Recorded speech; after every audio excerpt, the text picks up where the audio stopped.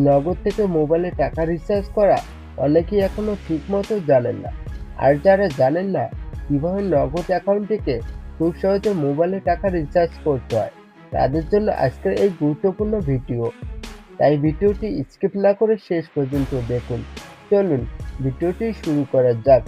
প্রথমেই অনুরোধ থাকবে, ভিডিওটি ভালো লাগলে অবশ্যই একটি লাইক করবেন এবং নতুন হলে চ্যানেলটি সাবস্ক্রাইব করে পাশে থাকা বেল আইকনটি অন করে রাখবেন। প্রথমে আপনার মোবাইলের ডায়াল প্যাডে চলে আসুন, তারপর ডায়াল করুন *167#। ডায়াল করার পর কল অপশনে ক্লিক করুন। কল দেওয়ার পর আপনার স্ক্রিনে একটি মেনু চলে আসবে। এখানে দেখবেন ৩ নম্বরে লেখা আছে মোবাইল রিচার্জ। মোবাইল রিচার্জ করার জন্য নিচের ৩ নম্বরটা টাইপ করুন, তারপর সেন্ড অপশনের উপর ক্লিক করুন। যারা এখনো ভিডিওতে লাইক করেননি, দয়া করে এখনই একটি লাইক করে দিন। এখন দেখবেন সিলেক্ট অপারেটর অপশন। এখানে অপারেটরগুলো দেওয়া থাকবে।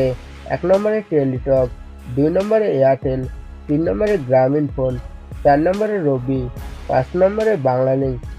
আপনি যে সিমে রিচার্জ করতে চান সেই অনুযায়ী নাম্বারটা টাইপ করুন। আমি গ্রামীণ সিমে রিচার্জ করব, তাই নিচে ৩ নম্বরটা টাইপ করব, তারপর সেন্ডে ক্লিক করুন। এখন দেখাবে সিলেক্ট অ্যাকাউন্ট টাইপ। আপনার সিমটি যদি প্রিপেড হয় তাহলে ১ টাইপ করুন, পোস্টপেড হলে ২ টাইপ করুন।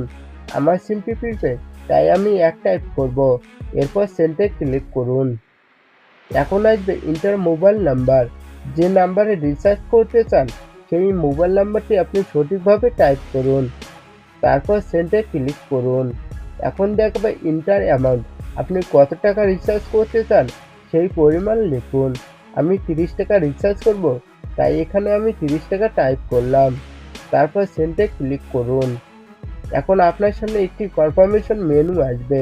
এখানে আপনি নাম্বার, রিচার্জ অ্যামাউন্ট সবকিছু ভালোভাবে চেক করে নিন। সব ঠিক থাকলে এখন আপনার নগদ অ্যাকাউন্টের পিন নাম্বারটি টাইপ করুন, তারপর সেন্ডে ক্লিক করুন। কিছুক্ষণের মধ্যে দেখতে পারবেন আপনার মোবাইল নাম্বারে সফলভাবে রিচার্জ হয়ে গেছে। তো বন্ধুরা, আজকের ভিডিও এই পর্যন্তই। ভিডিওটি আপনার কাছে কেমন লেগেছে তা অবশ্যই কমেন্ট করে জানাবেন। আর ভিডিওটি যদি উপকারে আসে তাহলে অবশ্যই একটি লাইক করবেন এবং নিয়মিত এমন টিপস পেতে চ্যানেলটি সাবস্ক্রাইব করে রাখবেন। ধন্যবাদ সবাইকে। আবার দেখা হবে নতুন একটি ভিডিওতে।